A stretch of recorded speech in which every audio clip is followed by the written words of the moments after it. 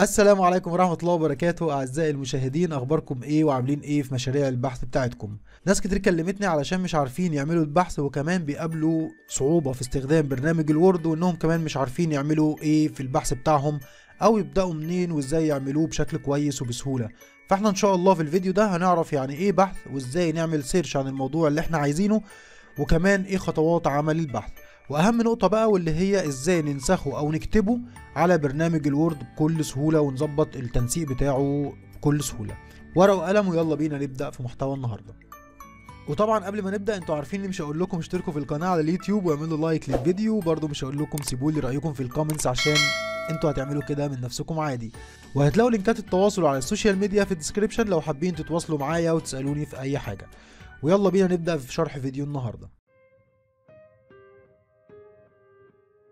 اهلا بيكم مرة تانية، ودلوقتي هنشرح ازاي نعمل بحث، وهنعرف ايه هو البحث وايه خطواته وايه طبعا الرولز بتاعته او الحاجات المهمة اللي انا لازم اكون واخد بالي منها قبل ما ابدأ في موضوع البحث. اول حاجة عندي ازاي اعمل بحث. طب خلونا الاول نعرف اعمله على الكمبيوتر ولا اعمله على اللابتوب ولا اعمله على الفون. خلونا نتفق ان الكمبيوتر واللابتوب هم واحد، لانهم بيشتغلوا مثلا بالويندوز، فهم بيكونوا واحد سواء كمبيوتر او لابتوب، مفيش اي فرق نهائي ما بينهم. حتى برامج الاوفيس الاصدار نفسه اللي بيشتغل ممكن نسطبه على الكمبيوتر او اللابتوب واحد، مفيش اي مشكله. الفرق بس بيكون في التليفون. فلو انا جيت هشتغل على البحث على التليفون هيقابلني مشاكل كتير جدا، وهيقابلني صعوبات كبيره قوي وان انا اظبط الورق بتاعي. وكمان لما اجي اعمله مثلا احوله لبي دي اف، او ان انا اجي ابعته للكمبيوتر لحد مثلا ولا حاجه، بيقابله طبعا مشكله ان ممكن التنسيق يتغير. ممكن لو انا عامل البحث بتاعي في 6 ورقات او 7 ورقات زي ما هو مطلوب، او مثلا 15 ورقه او 10 ورقات ايا كان، انا ملتزم بالرولز اللي مطلوبه عندي في البحث، لما اجي ابعته من التليفون على حد تاني يجي يفتحه على الكمبيوتر، اكيد الابعاد بتتغير، واكيد ممكن مقاس الورقه انا ما كنتش مراعيه كويس في الفون، فكل الكلام ده ممكن يتغير وطبعا ياثر على البحث، وممكن يؤدي في الاخر ان رفض البحث بتاعي، ودي بتبقى مشكله كبيره جدا، خصوصا ان البحث عموما مفيش حد بيعمل بحث غير لما بيكون تعبان فيه جدا جدا جدا. فانا طبعا بنصح ان محدش يعمل البحث بتاعه على التليفون. بس لو كان موضوع الكمبيوتر صعب شويه او اللابتوب، ان انا اقعد على الكمبيوتر او اللابتوب فتره طويله عشان ما عنديش مثلا او ايا كان، انا ممكن اكتب او اجهز المحتوى نفسه او الكونتنت نفسه بتاع البحث على التليفون، مفيش مشكله خالص كتكست عادي. وبعد كده ابدا ان انا اقعد على الكمبيوتر واخد الحاجات دي كلها كوبي بيست، وهنعرف الكلام ده كله دلوقتي نعمله ازاي. وبعدين ابدا ان انا اعمل الفورمات او التنسيق بتاعه على الكمبيوتر، وبعدين احوله بي دي اف من الكمبيوتر. فدي نصيحه طبعا، وانا يعني بفضل ان محدش يشتغل في موضوع البحث خالص، او ان هو يعني يفنش البحث بتاعه من على التليفون. طيب تعالوا نعرف ايه هو البحث، يعني ايه بحث اصلا وايه مكوناته. البحث ان انا دلوقتي بفتش عن حقيقه معينه. لما اجي اعمل بحث عن حاجه معينه او ماده معينه، فانا بدور على حقائق وادله وحاجات زي كده، وابدا اجمع معلومات وادون ملاحظات واحلل نقط في المواضيع او احلل المواضيع نفسها عشان اتاكد من صحتها وايه التعديلات اللي تمت عليها، وكمان وصلت لفين بعد تطويرها والحاجات دي كلها. ده كده ملخص البحث نفسه ومكوناته. طيب نيجي بعد كده نعرف بقى المكونات نفسها بالتفصيل عباره عن ايه او العناصر. اول حاجه طبعا عندي ان انا لازم يكون عندي عناصر البحث اللي انا هبدا ان انا اعمل عليه البحث، لازم يكون في عندي عناصر ان انا بشتغل عليها. بعد كده بيكون عندي المقدمه بتاعته، لازم يكون عندي في البدايه مقدمه للبحث انا هتكلم عن ايه في البحث ده، وبعدين ابدا في موضوع البحث نفسه، وبعدين في الاخر بخش على نتائج البحث، وفي الاخر طبعا بكتب المصادر بتاعه البحث. طبعا دول اهم 5 مكونات لموضوع البحث او لما اجي اعمل بحث بشكل عام. نيجي بعد كده ازاي اعمل تبويب او تحليل للعناصر بتاعه البحث نفسها. اول حاجه بيكون عندي 4 عناصر مهمين عشان اقدر انظم الاهداف بتاعتي عشان اوصل للبحث المطلوب. المدخلات طبعا بتكون عباره عن المعطيات في تحديد مشكله البحث، وابدا بعد كده اسرد الاهداف بتاعته والفرضيات لحل المشاكل دي كلها. وبعد كده طبعا بيكون الصعوبات اللي واجهت المعالجه لما اجي اعالج حاجه معينه في البحث اللي انا بتكلم عنه، بيكون في صعوبات او ايا كان. وبعد كده طبعا بحط المفاهيم اللي البحث بيتناولها. تاني حاجة عندنا وهي العمليات. العمليات هي المنهج المتبع في البحث وإجراءات حل المشكلة. تاني حاجة أساليب اختيار الفرضيات المطروحة حول البحث. يعني دلوقتي أنا عايز أعرف إيه الحاجات اللي أنا هطرحها وأبدأ إن أنا أشتغل عليها في البحث بتاعي. وبعد كده طبعا طرق أخذ القرارات والعينات وكيفية جمع البيانات، إزاي إن أنا أبدأ إن أنا أشوف الحاجة اللي أنا هجمع على الأسس بتاعتها البيانات بتاعتي، وابدا ان انا اسردها طبعا في البحث بتاعي. وبعد كده طريقه او الاسلوب بتاع التحليل ومناقشه النتائج. نيجي بعد كده الرقم 3 وهي المخرجات. انا طالما هعمل بحث فلازم يكون عندي مخرجات، لازم يكون انا بعمل بحث وفي داتا وفي معلومات وبجمع تحاليل لبيانات وكل الكلام ده، ففي الاخر لازم يكون في عندي مخرجات معينه. فالمخرجات بتكون عباره عن ايه؟ لازم يكون فيها نتائج البحث من قياس وتجارب الحاجات اللي تمت على البحث ده ايا كان موضوعه، وبعد كده الحلول اللي احنا توصلنا لها عشان نقدر نخرج باستنتاجات معينه، وطبعا في الاخر بيكون في حاجه اسمها توصيات لحل المشكله اللي موجوده في البحث. بعد كده عندي رابع حاجه واخر حاجه في التبويب او تحليل عناصر البحث، عندي الضوابط التقييميه. طبعا هي عباره عن نقاط التقييم قبل اعتماد النتائج والحلول. وطبعا تصنيف البحث بقى صالحا لحل المشكله ام اسهم في زياده المعرفيه، يعني البحث اللي انا عملته هو اتعمل عشان يحل مشكله، او تصنيف ان هو بيحل مشكله عندي دلوقتي موجوده، ولا ان هو بس مجرد نوليدج معينه او ان هو بيزود في المعرفه بتاعتي. نيجي بعد كده لازاي اعمل مقدمه بحث. طبعا اي بحث عموما لازم يكون له مقدمه بتسرد فيه طبعا المقدمه بتاعته او الموضوع اللي انا هتكلم عنه. فطبعا خلينا نعرف مقدمه البحث، هي اهم نقطه في البحث كله، لازم تتكتب بشكل مختصر وشامل في نفس الوقت. يكون فيها ايه بقى؟ يكون فيها مضمون البحث، هو قضيه البحث اللي بتتمثل في المشكله او الموضوع اللي انا بناقشها في البحث بتاعي، فلازم تكون واضحه ودقيقه وشامله. تاني حاجه عندي اهميه البحث. طالما انا هعمل بحث معين فانا اكيد هبذل فيه مجهود كبير عشان خاطر اسباب معينه وعايز احل مشكله او قضيه، او ان انا ازود نوليدج بتاعتي في الموضوع اللي انا ببحث فيه. طبعا دي تاني حاجه لازم تتكتب في المقدمه بتاعه البحث بتاعي. تالت حاجة عندي الهدف بتاع البحث، أنا بعمل بحث عشان إيه؟ عشان أوصل لإيه في الآخر؟ اللي هو في الآخر طبعا بسرد في المقدمة برضو الأهداف اللي أنا عايز أحققها لما أخلص البحث بتاعي. لما أنا أديه لحد يقرأه لازم يكون في هدف معين بعد ما يخلص قراءته، يبقى وصل له معلومة، وصل له في الآخر قرار، يوصل لحاجة معينة تخص البحث اللي أنا بكتب فيه. رابع حاجة وآخر حاجة في مقدمة البحث المنهج بتاع البحث، الطريقة اللي أنا بتبعها في كتابة البحث بتاعي. فلازم برضو اكون موضح الاربع حاجات دول بشكل مختصر، ومهم جدا يكون دقيق ويكون شامل. نيجي بعد كده نقول بقى ازاي اشرح واحلل مواضيع البحث بتاعي من خلال العناصر. انا طبعا لما اجي اتكلم في اي حاجه في الموضوع بتاع البحث لازم ان انا اسرد عنصر وابدا اتكلم عنه بعد كده. طبعا عندي رقم 1 تناول كل عنصر من عناصر البحث بالشكل والتحليل. تاني حاجة الحصول على إجابات واضحة لأسئلة محددة. تالت حاجة شرح وتوضيح العلاقة بين الأثر والسبب لظاهرة ما، أول حاجة أنا بتكلم عليها في البحث عموما. رابع حاجة التمكن من وضع تصور للأمور والأحداث. خامس حاجة التوصل إلى استنتاج يخص ظاهرة معينة. سادس حاجة والأخيرة البحث عن ظاهرة ما ثم ربطها بواقع ودراسة وأبعادها. طبعا في البحث لازم يكون عندي حاجة عملية جدا أنا بتكلم عليها، وأبدأ إن أنا أجيب بقى الناس اتكلمت عليها إزاي، وكل واحد اشتغل أو درس عليها عمل عليها إيه، وبدأ يوصل في الآخر في تطورها أو تغيراتها إيه عموما في الموضوع ده. نيجي بعد كده إزاي نرصد نتائج البحث. طبعا بنكتب النتائج اللي احنا توصلنا لها في البحث بتاعنا. بعد كده بنكتب النتائج او الاجابات على الاسئله اللي احنا وضعناها او ان احنا حضرناها في بدايه البحث بتاعنا. وطبعا بعد كده بنحط النتائج بتاعتنا اللي احنا وصلنا لها اللي تؤكد قبول او عدم قبول الفرضيات اللي احنا كنا حاطينها في البدايه. اهم حاجه في كل ده ان النتائج تكون معروضه بشكل منهجي وبشكل علمي وبشكل مختصر عشان تكون مسهله علينا الحاجات بتاعه البحث نفسه اللي موجود. على سبيل المثال بيتم عرض السؤال الأول أو الفرضية الأولى، وبعدين نبدأ نعرض النتائج متضمنة الأدلة العلمية. بتكون طبعا الأدلة دي نوعية أو كمية، ولو في طبعا أي دراسة أو أي حاجة موجودة في الموضوع ده بقدر إن أنا طبعا أضيفها عشان تبقى بتقوي البحث بتاعي. نيجي لأهم حاجة وهي إزاي أكتب المصادر بتاعة البحث بتاعي بطريقة صحيحة. أي بحث عموما أنا بيكون له مصادر مختلفة. المصادر بتكون عبارة عن مرجع من مكتبة بناء على كتاب معين أو دراسة معينة، ممكن يكون المرجع من كتاب خاص بالدراسة دي، وممكن يكون المرجع من النت، وممكن يكون المرجع من أي حاجة. فطبعا مهم جدا لما أكون جايب أي معلومة لازم اكتب المصدر بتاعها عشان طبعا لو حد حابب يراجع المصادر دي كلها. طيب عندنا اول حاجه لو انا جايب المصدر بتاعي من مقال او من مجله، اكتبه ازاي؟ طبعا بكتب اول حاجه اسم المؤلف الاول، وبعد كده اسم المؤلف الثاني، وبكتب العنوان اللي هو العنوان الفرعي واسم المجله والتاريخ ورقم المجلد وعدده، وكمان يفضل رقم الصفحه اللي انا خدت منها المعلومه. ولو المعلومه من عدد من صفحات متصله بكتب من اول الصفحه رقم كام لحد الصفحه رقم كام. تاني حاجة لو أنا جايب من كتاب مطبوع بكتب طبعا اسم المؤلف الأول، وبعدين اسم المؤلف الثاني، وبعدين اسمه الأخير، وبعدين بكتب عنوان الكتاب وعدد الأجزاء ودار النشر وسنة النشر. تالت حاجة لو أنا جايب من مادة إلكترونية من على الإنترنت بكتب اسم الكاتب أو الكتاب نفسه وعنوان الماده الرئيسي والفرعي، وبعد كده بكتب اسم المجله او الحاجه اللي مكتوب اللي هي الالكترونيه اللي انا جايب منها المصدر او جايب منها المعلومه، وبكتب تاريخ الاطلاع على الماده طبعا باليوم والشهر والسنه، وبعدين بكتب العدد المتاح من الموقع وعنوان الموقع الالكتروني لو حد دخل عليه طبعا يوصل على طول للماده. طبعا هنا ما بكتبش الموقع بس، انا بكتب كمان المسار اللي يوديني على الماده الالكترونيه على طول او المجله اللي موجوده على الموقع ده، لان الموقع ممكن يحتوي على كتب كتير جدا ومراجع كتيره جدا. نيجي بعد كده الرابع حاجه واخر حاجه، وهو لو انا جايب من كتاب الكتروني بكتب طبعا اسم المؤلفين والمحررين والعنوان الرئيسي للموضوع والعنوان الفرعي، وبعد كده طبعا المدينه والناشر وتاريخ الاطلاع على الكتب طبعا بالتاريخ اليوم شهر سنه، وبعدين بحط الرابط بتاع الكتاب من الموقع وعنوان الموقع الالكتروني.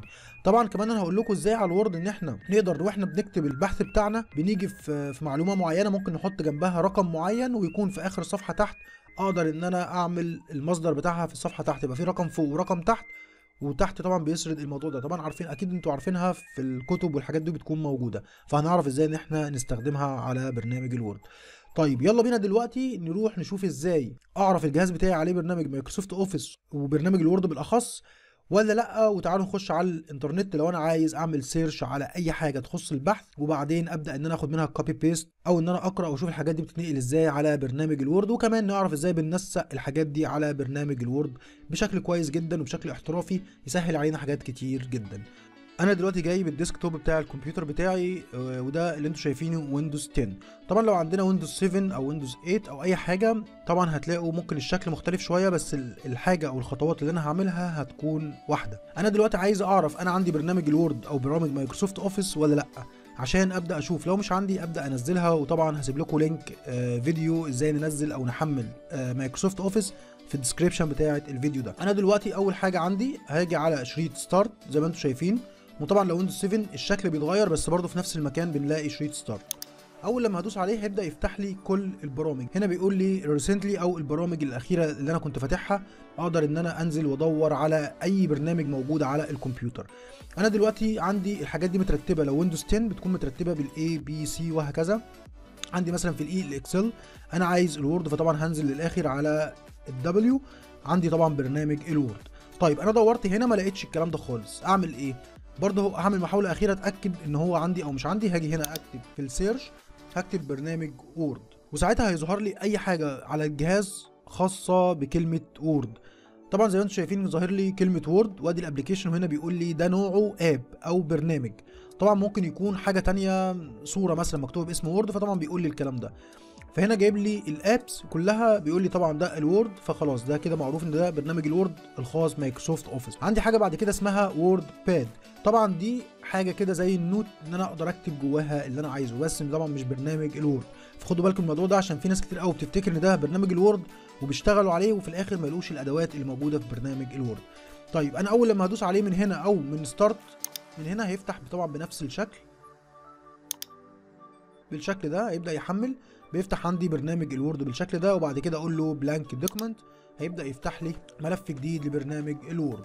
ولو انتوا عايزين تعرفوا شرح تفصيلي على كل التولز او الادوات بتاعه برنامج الوورد والشرح الاساسيات بتاعته، برضه هسيب لكم لينك الفيديو شرح اساسيات برنامج الوورد في وصف الفيديو او في الديسكريبشن. واحنا طبعا هنشرح في الفيديو ده او الفيديو اللي جاي كل حاجه او الادوات كلها اللي خاصه بالبحث، واحنا طبعا هنعمل الموضوع بشكل عملي معانا. ده كده انا فتحت برنامج الوورد. تعالوا بقى نفتح نت عشان خاطر نشوف لو انا هعمل سيرش على اي حاجه او اي موضوع او اي حاجه تخص البحث بتاعي، وابدا ان انا انزلها عندي على برنامج الوورد. انا دلوقتي هاجي انزل هنا برنامج الوورد، انزله تحت في شروط المهام، انا ما قفلتوش، انا نزلته تحت هنا بس. عندي بعد كده عشان افتح الانترنت لازم يكون عندي براوزر من دول 4 براوزر، منهم جوجل كروم وفايرفوكس والاوبرا، وعندي طبعا مايكروسوفت ايدج. احسن برامج من دول طبعا في ناس كل واحد له بيميز براوزر معين يبدا يشتغل عليه. انا بالنسبه لي بفضل فايرفوكس او جوجل كروم، وبفضل كمان الاوبرا. تعالوا مثلا نفتح الفايرفوكس او جوجل كروم، هيبدا يفتح معايا الشاشه دي كده وبدا ان هو يشتغل معايا على الانترنت. هاجي هنا في جوجل او ممكن اكتب هنا برضو الكلمه المفتاحيه اللي انا هبحث عنيها، اللي هو غالبا عنوان البحث اللي انا عايزه. خلونا نكتب مثلا طريقه عمل البحث الجامعي. طبعا بيبدا يجيب لي هنا كل الحاجات القريبه من الكلمه اللي انا كتبتها واللي الناس دايما بتبحث بيها. انا خلاص هدوس على كده وادوس اوكي، هيبدا يعمل سيرش ويبدا يجيب لي كل الحاجات اللي انا ممكن الاقي فيها موضوع عن الموضوع بتاعي. عندي هنا العنوان بيقول لي خطوات كتابه البحث الجامعي عن موقع مثلا اسمه موضوع. انا ببدا اشوف المصادر او المواقع اللي انا ممكن اخش اجيب منها الحاجه اللي انا عايزها. طيب هقول لكم معلومه كمان مهمه، دايما لو جيت بصيت في اي اسم بتاع موقع بلاقي في الاخر دوت كوم. طبعا دوت كوم وفي دوت نت، اكيد انتوا عارفين الحته دي والمعلومه دي عندكم كامله.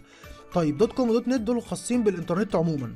انا ممكن بقى انزل ادور على اي مصدر جامعي. بمعنى ايه مصدر جامعي؟ دوت كوم ده خلاص احنا عرفنا ان هو موقع عادي او الانترنت عموما، اللي هي شبكه الانترنت الدوليه. عندي حاجه زي كده عنوان اهو موقع ومكتوب في الاخر دوت education. ده كده معناه ان الموقع ده يخص جامعه من الجامعات، ما يخصش مثلا اكاديميه او سايت عموما على الانترنت. فانا هنا خلاص هختار ده لان الحاجه ليها علاقه بالجامعه، فانا عايز حاجه تكون خاصه بالاديوكيشن. هبدا ان انا ادوس هنا، يا اما ادوس كليك يفتح، يا اما ادوس كليك يمين واقول له افتح لي الموقع ده في نيو تاب عشان يفضل البحث بتاعي ثابت موجود لو عايز اخش على اي موقع جديد. تعالوا بعد كده نخش هنا. طبعا دلوقتي دي كده لايبراري او تخص حاجه تخص الجامعه، بيبدا ان هو يقول لي طريقه كتابه البحث، وبعدين بيشرح لي بقى معنى البحث ايه، وبعد كده مستويات البحث، وبعد كده الخطوات، وبعد كده طبعا كل الحاجات اللي تخص البحث. خلونا نشتغل على النص ده او الحاجات دي ونبدا احنا ناخدها. وطبعا لو انتوا عندكم بحث بطريقه تانية او عن موضوع تاني، انتوا بتكتبوا الموضوع بتاعكم لحد ما توصلوا للمصدر، وهتبداوا تاخدوا الداتا اللي انتوا عايزينها بنفس الشكل اللي انا هعمله دلوقتي. انا دلوقتي عايز اخد العنوان واخد الموضوع بتاعه بالشكل ده، واقول له كليك يمين، وبعدين اقول له كوبي، وبعدين هبدا ادوس الت تاب من الكيبورد عشان يروح على برنامج الوورد، او ان انا بعد ما ادوس كوبي هبدا ان انا اختار برنامج الوورد من تحت وابدا ان انا افتحه. هاجي هنا عشان ابدا اعمل نسخ اللي انا خدته كوبي، هدوس على كنترول في. لو دوست على كنترول في بيبدا ان هو ينزل بالشكل ده. طيب يا اما هينزل بشكل منسق ومظبوط، او هينزل كله خطوط زرقاء وفي عندي علامات او حاجات زي كده، فالموضوع بيكون رخم. طيب لو لقيته نازل مش مظبوط هعمل كنترول زد تاني وارجع وابدا ادوس كليك يمين، هيظهر لي القايمه دي. القايمه دي هنا بيقول لي البيست اوبشن، هنا بيقول لي انت عايز تنسخ ازاي.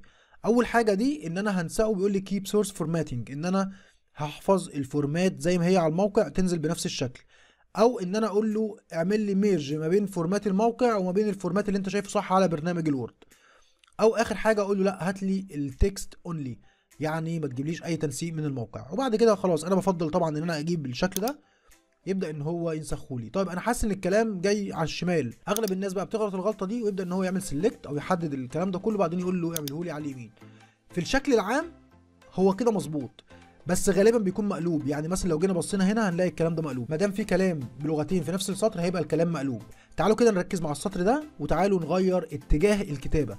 انا عندي هنا اتجاه الكتابه اللي متحدده فوق في العلامتين دول، هنا بيقول لي اتجاه الكتابه اللي متحدد من الشمال لليمين. طيب انا اصلا بكتب بالعربي، فانا لازم اقول له تكست دايركشن يكون من اليمين للشمال، رايت تو ليفت تكست دايركشن. هبدا اعمل ادوس على دي، بدا ان الكلام يتظبط بس راح ناحيه الشمال. هنا بقى اجيبه ناحيه اليمين، هاجي ابص الاقي وللعلم، وبدا ان هو يحط لي الكلام فعلا بالعربي ومترتب وراه الكلام اللي باللغه الثانيه سواء كانت انجلش او اي لغه ثانيه عموما. كده خلاص انا ما عنديش اي مشكله في موضوع التنسيق، لسه هظبط بقى التنسيق زي ما انا عايز، بس خلاص الحاجه اللي جبتها من على الموقع مظبوطه. طيب نرجع تاني على الموقع عشان نجيب الجزء الثاني. هقول لكم على حاجه بقى مهمه جدا برضو في الكتابه والنسخ والايه والكلام ده. انا هنا هبدا اقول له انا عايز دول لوحدهم، وبعدين ابدا اخد كوبي بيست للحاجات اللي تحت دي براحتي. هاجي اقول له كوبي، وبعد كده هاجي هنا بنفس الكلام هقول له بيست، نزل الموضوع مظبوط. وبعد كده هبدا ان انا اروح اجيب الموضوع التاني. انا دلوقتي كل شويه هروح على موقع اجيب كوبي وارجع على الوورد اعمل بيست، واروح على موقع كوبي بيست. برضو الموضوع متعب شويه. طب ايه الاسهل، ايه اللي ممكن يوفر معانا وقت؟ نيجي بعد كده على الكليب بورد. اي حاجه في الكليب بورد انا بنسخها عموما بتكون متسجله عندي هنا. خلونا نكون متفقين ان انا لو خدت الكوبي وبعدين رحت خدت كوبي كمان مره، الكوبي الاولاني بيتمسح. كلنا عارفين كده ولا في حد عنده اي معلومه تانية؟ طيب هو ده الطبيعي، ان الكوبي اللي موجود دلوقتي بيمسح اللي قبليه، فهو بيكون الكمبيوتر محتفظ باخر كوبي انا خدته.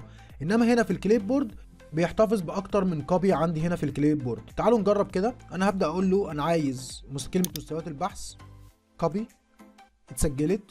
هاجي اقول له انا عايز معنى البحث كوبي، انا ما عملتش بيست، كل اللي انا بعمله كوبي بس. هاجي بعد كده اجيب كلمه مصطلح كوبي، واجي بعد كده اقول له طريقه التفكير كوبي، وبعد كده تجربه الانسان وخبرته كوبي. انا خدت حاجات عشوائيه جدا من كذا مكان، وبعدين انا عايز بقى بعد ما خلصت كوبي 10 15 مره عايز انسخ الحاجات دي. هقف في المكان اللي انا عايزه وبعدين اختار الجمله اللي انا عايز احطها في المكان اللي انا واقف فيه. انا عايز دلوقتي احط كلمه طريقه تفكير، هدوس عليها نزلت، هدوس انتر، او اروح في المكان اللي انا عايز اضيف في الكلمه الثانيه وبعدين اقول له معنى البحث العلمي، نزلت. بعد كده ادوس انتر واقول له مستويات البحث. يبقى انا في الاخر باخد كوبي ورا بعض وبعدين اجي اعمل البيست عندي ورا بعض. طبعا ده بيوفر تقريبا من 30 ل 60% من وقتكم. تعالوا نمسح الكلام ده ونروح نطبقه على الموقع. نجيب الكلام ده من الموقع، هقول له هنا كلير اول كده، انا خلاص الكليب بورد امتي فاضيه. تعالوا نروح نجيب الكلام ده من على الموقع.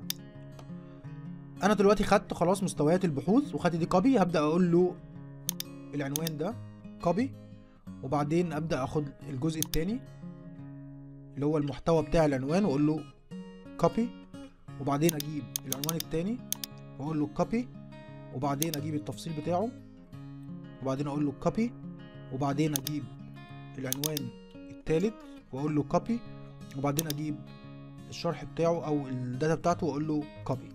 تعالوا بقى نجرب على الحاجات اللي احنا خدناها دي.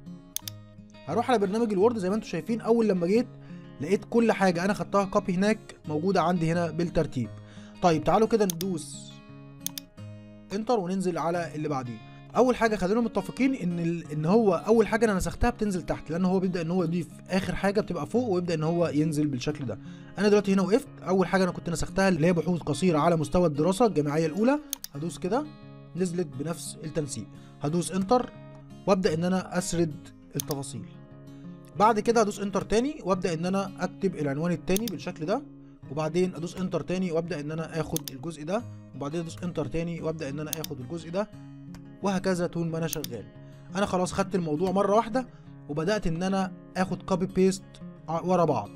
تعالوا نروح تاني اعمل كلير اول ونروح نجيب الجزء اللي بعديه. اقول له خطوات كتابه البحث كوبي، وبعدين اول حاجه اختيار البحث اقول له كوبي، وبعدين التفاصيل دي كلها هقول له كوبي، وبعد كده مراجعه الادبيات كوبي، وبعدين الشرح بتاعها كوبي، وبعدين تحديد الموضوع بشكل نهائي كوبي، وبعدين التفصيل كوبي، وبعدين العنوان كوبي، وبعدين التفصيل كوبي تاني، وبعدين تجميع وتنظيم الافكار كوبي، وبعدين الجزء ده اقول له كوبي. انا كده خلاص خلصت الجزء ده او الخطوات بتاعه كتابه البحث. وبعدين هروح على برنامج الوورد وابدا ان انا اجي هنا اقول له بقى ايه. اول حاجه اختيار موضوع البحث،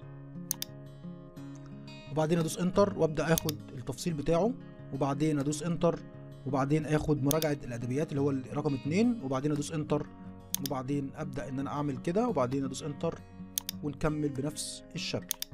انا دلوقتي عندي هنا الرقم جالي على الشمال. اول لما هقف بس على السطر ده هلاقي ان التكست دايركشن مقلوبه ناحيه الشمال. هقول له لا خليها لي على اليمين. بدات ان هي تظبط بالشكل ده. هاجي بعد كده هنا انا خدت اول حاجه المشكله اللي هي دي. نيجي بعد كده ناخد ده تدوين مصادر المعلومات. طبعا هنا ممكن يكون اللغه الوورد ما قدرش يقراها عشان هو واخدها كوبي من على السايت، بس لما جيت دوست عليها نزلت عندي مظبوطه مفيش مشكله. وبعدين ادوس انتر وبعدين اكمل لحد الاخر. تعالوا على اخر حته دي دوس كده وبعدين بس كده تمام. دلوقتي انا نسيت احط الحته دي او العنوان بتاع الجزء ده. معنى كده ان انا همسح الحاجات دي؟ لا، ادوس انتر وبعدين اجي على دي واحطها في النص اتحطت مظبوط. ده كده بالنسبه للكليب بورد او ان انا اخد كوبي بيست من المصادر المختلفه وابدا ان انا اعمل الكلام ده. ممكن اخد كوبي من كذا مصدر وابدا ان انا اجي اعمل بيست، مفيش مشكله خالص، مش لازم من نفس الموقع او من نفس السايت. طيب نقفل دي وتعالوا اقول لكم على حاجه كمان وبعدين نبدا نكمل في الفيديو اللي جاي ان شاء الله. انا دلوقتي لو عايز اضيف بيج جوه في وسط الموضوع، انا دلوقتي جيت لحد هنا وشايف ان انا لا، انا عايز اجي من اول مستويات البحث احطها في صفحه جديده. هعمل ايه؟ هقف ما بين الجزئين دول واخلي مستويات البحث اللي انا عايزها في الصفحه الجديده اخليها بعد العلامه بتاعه الكتابه بتاعتي، وما قبلها هيفضل في الصفحه زي ما هو. وبعدين هاجي على انسيرت وبعد كده هاجي على البيجز. هنا هلاقي فيه اختيارين، في بلانك بيج وعندي بيج بريك.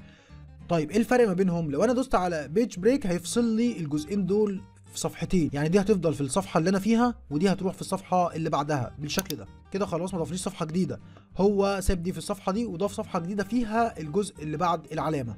طيب لو انا عايز اضيف صفحه فاضيه كامله، صفحه فاضيه كامله، هبدا ان انا ادوس على بلانك بيج. هيبدا ان هو خلاص دي الصفحه اللي فيها بعض الكلام اللي هو ما قبل علامه الكتابه بتاعتي، وضاف لي صفحه فاضيه خالص، وبعدين ودالي الكلام اللي بعد العلامه في صفحه جديده خالص. معنى كده ان هو ضاف لي صفحه في النص فاضيه. بس دي كانت مهمه جدا بالنسبه لاغلب الناس وما كانوش بيعرفوا يتعاملوا معاها.